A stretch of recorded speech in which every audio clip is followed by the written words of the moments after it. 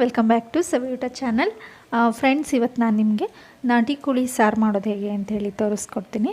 ಅದಕ್ಕೂ ಮುಂಚೆ ಯಾರಾದರೂ ನನ್ನ ಚಾನಲ್ನ ಸಬ್ಸ್ಕ್ರೈಬ್ ಮಾಡಿಲ್ಲ ಅಂತಂದರೆ ನಿಮಗಿಷ್ಟ ಆದರೆ ಸಬ್ಸ್ಕ್ರೈಬ್ ಮಾಡಿ. ಬನ್ನಿ ಫ್ರೆಂಡ್ಸ್, ಮಾಡೋದು ಹೇಗೆ ಅಂತ ನೋಡೋಣ. ಇಲ್ಲಿ ಒಂದು ಕಡಾಯಿನ ಬಿಸಿಗೆ ಇಟ್ಕೊಂಡಿದ್ದೀನಿ. ಒಂದು 2 ಸ್ಪೂನ್ ಆಗುವಷ್ಟು ಎಣ್ಣೆನ ಹಾಕ್ಕೊಂಡಿದ್ದೀನಿ. ಎಣ್ಣೆ ಸ್ವಲ್ಪ ಬಿಸಿಯಾದ ನಂತರ ಕಟ್ ಮಾಡಿರೋ ಒಂದು ಈರುಳ್ಳಿನ ಹಾಕೋಣ. ಆಮೇಲೆ ಬೆಳ್ಳುಳ್ಳಿಲಿ ಒಂದು 2 ಗಡ್ಡೆ ಆಗೋಷ್ಟು ಬೆಳ್ಳುಳ್ಳಿನ ತೊಗೊಂಡಿದ್ದೀನಿ ನಾನು. ದೊಡ್ಡದಾದರೆ ಒಂದೇ ಸಾಕಾಗತ್ತೆ. ಮತ್ತು ಇಲ್ಲಿ ಲವಂಗ, ಕಾಳುಮೆಣಸು, ಚಕ್ಕೆ. ಜಾಸ್ತಿ ಯಾವುದೇ ಮಸಾಲಾನ ನಾನು ಯೂಸ್ ಮಾಡಿಲ್ಲ ಇಲ್ಲಿ. ಇವಾಗ ಧನಿಯಾನ ಹಾಕೋತಾ ಇದ್ದೀನಿ. ಈರುಳ್ಳಿ, ಬೆಳ್ಳುಳ್ಳಿ, ಚಕ್ಕೆ, ಲವಂಗ, ಕಾಳುಮೆಣಸು, ಬ್ಯಾಡಗೆ ಮೆಣಸು ಇಷ್ಟನ್ನು ಹಾಕ್ಕೊಂಡ್ಬಿಟ್ಟು ಚೆನ್ನಾಗಿ ಸ್ವಲ್ಪ ಹೊತ್ತು ಫ್ರೈ ಮಾಡ್ಕೊಳ್ಳೋಣ. ಸ್ವಲ್ಪ ಎಣ್ಣೆ ಬೇಕಾಗಿದ್ದಲ್ಲಿ 1-2 ಸ್ಪೂನ್ ಎಣ್ಣೆನ ಹಾಕ್ಕೋಬೋದು ನೀವು. ನಾನಿಲ್ಲಿ ಕಡಿಮೆ ಎಣ್ಣೆ ಫಸ್ಟ್ ಹಾಕ್ಕೊಂಡಿದ್ದೆ. ಸ್ವಲ್ಪ ಎಣ್ಣೆ ಬೇಕು ಅನ್ನಿಸ್ತು, ಅದಕ್ಕೆ 1 ಸ್ಪೂನ್ ಎಣ್ಣೆ ಆಗೋಷ್ಟು ಹಾಕ್ಕೊಂಡಿದ್ದೀನಿ. ಚೆನ್ನಾಗಿ ಫ್ರೈ ಮಾಡಿ ಎತ್ತಿಟ್ಕೊಳ್ಳಿ. ಈಗ ಅದೇ ಕಡಾಯಿಗೆ ತುರಿದಿರೋ ಕಾಯಿನ ಹಾಕ್ಕೋತಾ ಇದ್ದೀನಿ. ಹಸಿ ತೆಂಗಿನಕಾಯಿ ತುರಿನ ಹಾಕ್ಕೊಂಬಿಟ್ಟು ಇದು ಸ್ವಲ್ಪ ಬ್ರೌನ್ ಕಲರ್ ಬರೋವರೆಗೂ ಇದನ್ನು ಈ ಥರ ಚೆನ್ನಾಗಿ ಬಾಡಿಸ್ಕೊಳ್ಳಿ. ಈ ಥರ ಮಾಡ್ಕೊಳ್ಳೋದ್ರಿಂದ ನೀವು ನೆಕ್ಸ್ಟ್ ಡೇ ಕೂಡ ಸಾಂಬಾರು ಉಳಿದ್ರೆ ಸಾಂಬಾರು ಬೇಗ ಹಾಳಾಗೋದಿಲ್ಲ, ಹಾಗೆ ಟೇಸ್ಟ್ ಕೂಡ ಚೆನ್ನಾಗಿರುತ್ತೆ. ಕಡಿಮೆ ಊರಿನಲ್ಲಿ ಇಟ್ಕೊಂಡು ಈ ಥರ ಚೆನ್ನಾಗಿ ಕಾಯಿನ ನಿಧಾನ ಊರಿನಲ್ಲಿ ಬಾಡಿಸ್ಕೊಳ್ಳಿ. ಈಗ ಅದೇ ಕಡಾಯಿಗೆ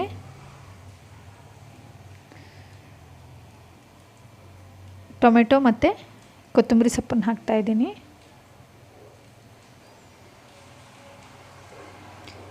ಮತ್ತು ಶುಂಠಿ ಬೆಳ್ಳುಳ್ಳಿ ಪೇಸ್ಟ್ 2 ಸ್ಪೂನ್ ಆಗೋಷ್ಟು ಶುಂಠಿ ಬೆಳ್ಳುಳ್ಳಿ ಪೇಸ್ಟು, 3-4 ಟೊಮೆಟೊ, ಕೊತ್ತಂಬರಿ ಸೊಪ್ಪು ಚೆನ್ನಾಗಿ ಬಾಡಿಸ್ಕೊಂಬಿಟ್ಟು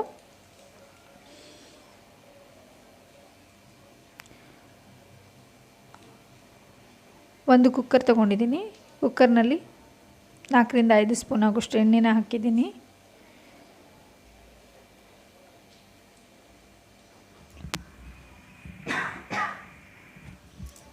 ಚಿಕ್ಕದಾಗಿ ಕಟ್ ಮಾಡಿರೋ ಈರುಳ್ಳಿನ, ಉದ್ದುದ್ದಾಗಿ ಕಟ್ ಮಾಡಿಟ್ಕೊಂಡಿರೋ ಈರುಳ್ಳಿನ ಹಾಕ್ಕೊಳ್ತಿದ್ದೀನಿ. ಈರುಳ್ಳಿ ಸ್ವಲ್ಪ ಬಾಡಿದ ನಂತರ ಇದಕ್ಕೆ ನಾಟಿ ಕೋಳಿನ ಹಾಕ್ಕೊಳ್ತಾ ಇದ್ದೀನಿ. ಈ ನಾಟಿ ಕೋಳಿ ಇದು ಸುಟ್ಬಿಟ್ಟು ಮಾಡಿರೋದು ನಾಟಿ ಕೋಳಿ. ತುಂಬಾ ಚೆನ್ನಾಗಿರುತ್ತೆ ಫ್ರೆಂಡ್ಸ್, ಖಂಡಿತವಾಗಿ ಈ ರೀತಿ ಒಂದು ಸಾರಿ ಟ್ರೈ ಮಾಡಿ. ಇವಾಗ ಇದಕ್ಕೆ ಸ್ವಲ್ಪ ಚೆನ್ನಾಗಿ ಎಲ್ಲ ಮಿಕ್ಸ್ ಮಾಡಿಬಿಟ್ಟು ಒಂದು ಅರ್ಧ ಸ್ಪೂನ್ ಆಗೋಷ್ಟು ಅರಿಶಿನ ಹಾಕೋಣ. ಹಳದಿ ಹಾಕ್ಕೊಂಡಿದ ನಂತರ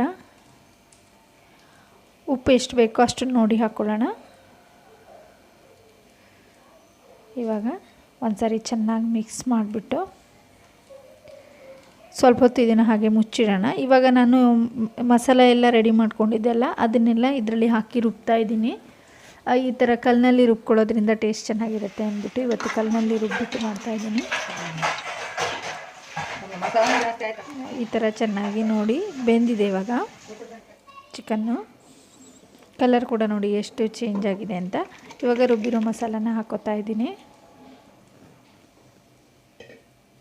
ಎಷ್ಟು ಬೇಕೋ ಅಷ್ಟು ನೀರು, ಎಷ್ಟು ಹದ ಬೇಕೋ ಅಷ್ಟು ನೀರನ್ನು ನೀವು ಹಾಕ್ಕೊಳ್ಬೋದು.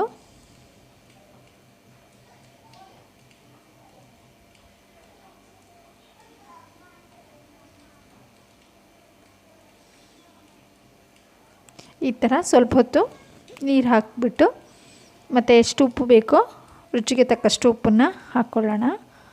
ಹಾಕ್ಕೊಂಬಿಟ್ಟು ಚೆನ್ನಾಗಿ ಕುದಿಯೋದಕ್ಕೆ ಬಿಡಿ. ಒಂದು 5-10 ನಿಮಿಷ ಚೆನ್ನಾಗಿ ಇದನ್ನು ಕುದಿಸ್ಕೊಳ್ಳಿ. ಚಿಕನ್ ಬೆಂದಿದೆ, ಅದರದ್ದು ಹಸಿ ವಾಸನೆ ಎಲ್ಲ ಹೋಗಬೇಕಲ್ಲ ಮಸಾಲದು, ಅದಕ್ಕೆ ನೀವು 5-10 ನಿಮಿಷನಾದರೂ ಕುದಿಸ್ಕೋಬೇಕಾಗತ್ತೆ. ಕುದ್ದ ನಂತರ ನಾನು ಇದು ಕೊನೆಯಲ್ಲಿ ನಿಮಗೆ ಚಿಕನ್ ಮಸಾಲ ಪೌಡ್ರನ್ನ ಹಾಕ್ತಾಯಿದ್ದೀನಿ. 1 ಟೇಬಲ್ ಸ್ಪೂನ್ ಚಿಕನ್ ಮಸಾಲಾನ ಹಾಕೋತಾ ಇದ್ದೀನಿ.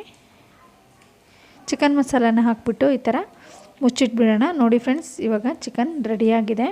ಕೊನೆಯಲ್ಲಿ ಹಾಕಿರೋದು ನಾನು ಸಿಂಪಲ್ಲಾಗಿ ಮಾಡಿದ್ದೀನಿ. ಖಂಡಿತವಾಗಿ ಒಂದು ಸರಿ ಟ್ರೈ ಮಾಡಿ. ವಿಡಿಯೋ ನೋಡಿದ್ದಕ್ಕೆ ಎಲ್ರಿಗೂ